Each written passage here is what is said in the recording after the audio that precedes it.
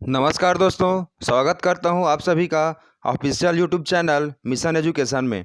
आज मैं आपको भारतीय इतिहास के वैदिक काल से संबंधित 15 ऐसे महत्वपूर्ण क्वेश्चन बताऊंगा जो कि सीजी व्यापम, पीएससी और यूपीएससी से संबंधित है और ये किसी न किसी एग्ज़ाम में फिर से आएगा। तो चलिए हम बिना समय गंवाए इस क्लास को हम स्टार्ट करते हैं। दोस्तों, यदि आपको यह वीडियो अच्छा लगता है तो इस वीडियो को लाइक और शेयर कीजिएगा। यदि आप हमारे इस वीडियो में पहली बार हैं तो इस वीडियो को सब्सक्राइब और बेल आइकन को ज़रूर दबाइएगा। तो चलिए दोस्तों, क्लास को हम शुरू करते हैं।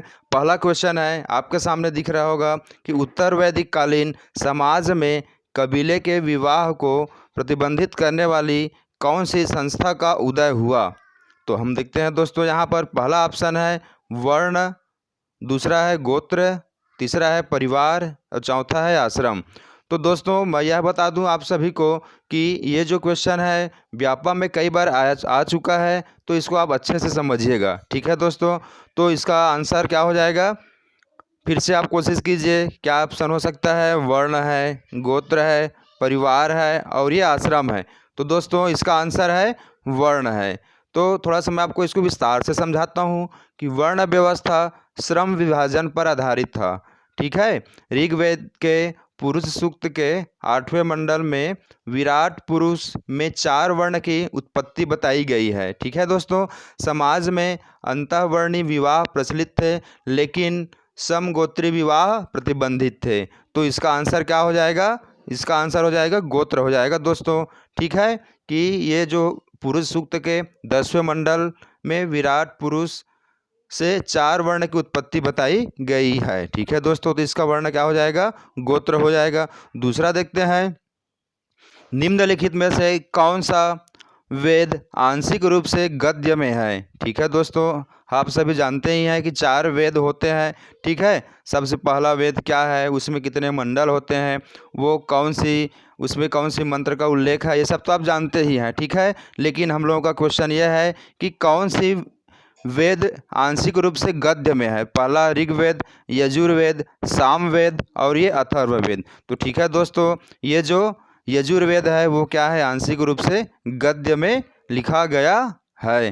ठीक है, और इसमें से सामवेद जो कि संगीत से संबंधित है, ऋग्वेद में हमको गायत्री मंत्र का उल्लेख मिलता है। ठीक है, और जो अथर्ववेद में है उसमें जादू टोने का उल्लेख मिलता है। ठीक है दोस्तों, इसका आंसर क्या हो जाएगा, इसका आंसर है यजुर्वेद। ठीक है, नेक्स्ट देखते हैं, निम्नलिखित में से किस वेद में पुरुष सूक्त सम्मिलित है। ठीक है दोस्तों, निम्नलिखित में से किस वेद में पुरुष सूक्त का वर्णन मिलता है। पहला ऋग्वेद, दूसरा यजुर्वेद, तीसरा सामवेद, चौथा अथर्ववेद। ठीक है दोस्तों, तो हम ये जानते हैं कि ऋग्वेद के 10वें मंडल में पुरुष सूक्त का वर्णन मिलता है।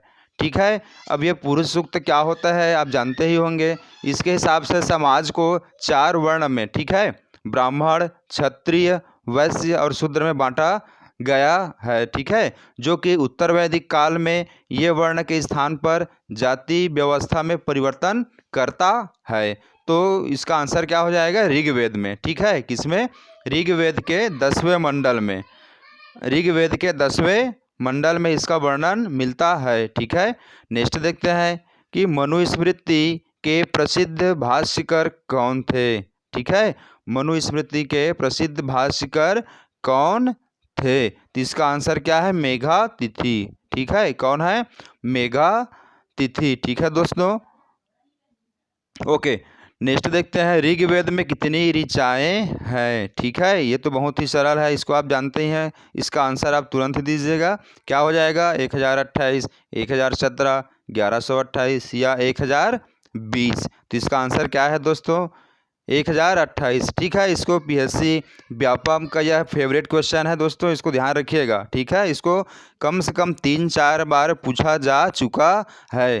ठीक है, मैं ये जो क्वेश्चन लाया हूँ यह बहुत ही गोल्डन इंपॉर्टेंट क्वेश्चन है दोस्तों, इसको आप अच्छे से समझते हुए चलिएगा। ठीक है, नेक्स्ट देखते हैं, ऋग्वेद के गायत्री मंत्र के रचयिता कौन थे। ठीक है, बहुत ही इम्पोर्टेंट है और बार बार आता है, इसको हमको हमेशा याद रखना है। ठीक है, ऋग्वेद के गायत्री मंत्र के रचयिता कौन थे? तो विश्वामित्र।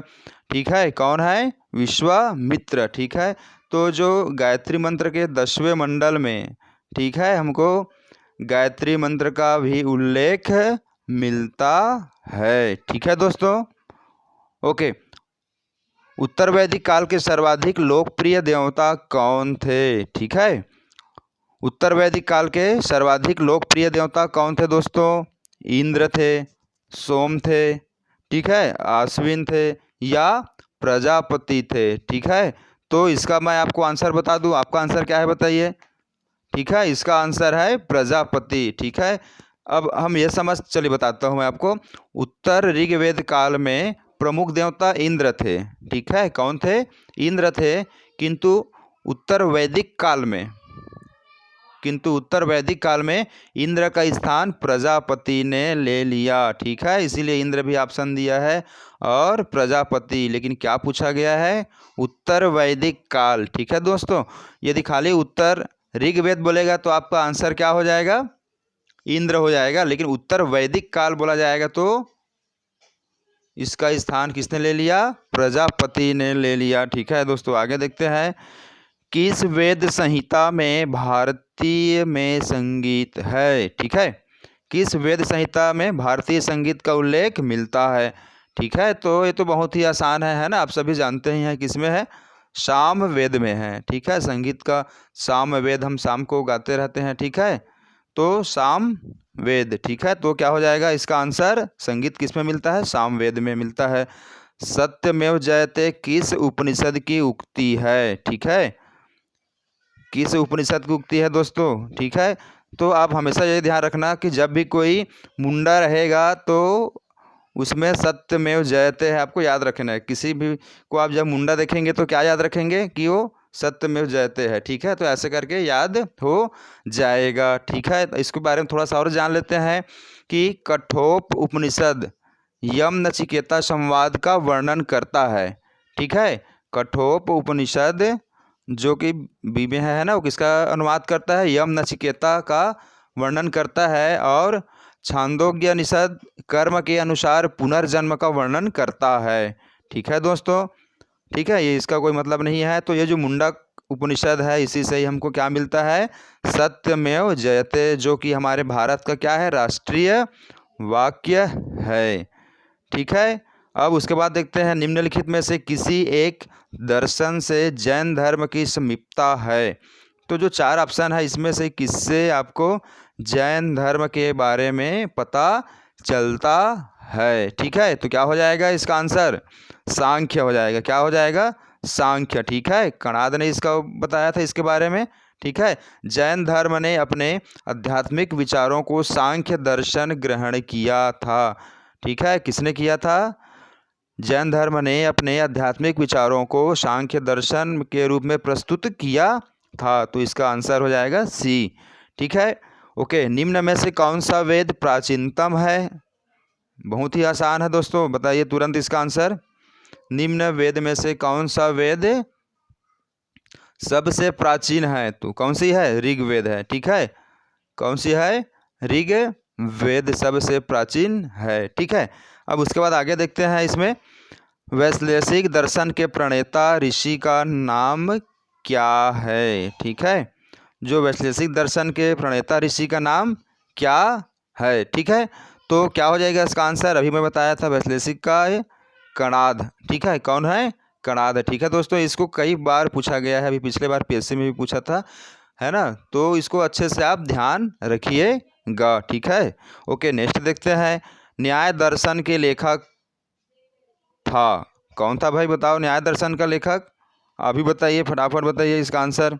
पहला गौतम, कणाद, ठीक है, कपिल, बादरायण। ये तो इतने 2-3 बार तो इसको पूछा ही जा चुका है, पीएससी का ये फेवरेट है मान के चलो, है ना। गौतम बुद्ध से संबंधित, जैन धर्म से संबंधित तो पीएससी में आता ही है, आप सभी जानते ही हैं, है ना। और यहाँ से क्वेश्चन करता ही है, तो मैं इसका आंसर आपको बताता हूँ फटाफट। इसका आंसर क्या हो जाएगा? गौतम। ठीक है, तो न्याय दर्शन के लेखक महर्षि कौन है जी? अक्षपद गौतम है, ठीक है। और यह इसका विषय क्या है इसको भी हम समझ लेते हैं। यह मत, तर्क और विश्लेषण पर आधारित है, ठीक है। जो न्याय दर्शन है वो किस में निर्भर करता है? वो तर्क पर, विश्लेषण पर ये निर्भर है, ठीक है। ओके, आर्य शब्द इंगित करता है। आप सभी ने आर्य शब्द तो बहुत सुना है, ठीक है। तो इसका अर्थ क्या होता है बताइए? निरीजातीय समूह को प्रदर्शित करता है, ठीक है, या यायावरी जन को प्रदर्शित करता है, ठीक है। भाषा समूह को प्रदर्शित करता है या फिर श्रेष्ठ वंश को प्रदर्शित करता है, ठीक है। तो इसका आंसर क्या हो जाएगा? श्रेष्ठ वंश को प्रदर्शित करता है, ठीक है। आर्य एक संस्कृत भाषा का शब्द है। किसका है? संस्कृत भाषा का शब्द है, ठीक है। जिसके हिसाब से जो कि श्रेष्ठ हो गया, कुलीन हो गया, अभिजात हो गया, उत्कृष्ट, स्वतंत्र आदि को प्रदर्शित करता है, ठीक है। तो ये आर्य शब्द किसका अर्थ होता है? श्रेष्ठ भाषा को जानने वाले लोगों का समूह, ठीक है। चलिए इस क्लास का लास्ट क्वेश्चन है, ठीक है दोस्तों। यदि ये वीडियो आपको अच्छा लगा होगा तो बिल्कुल लाइक शेयर बिल्कुल करना ही है आपको, ठीक है। लास्ट देखते हैं। ऋग्वैदिक काल में निष्क किस अंग का आभूषण था?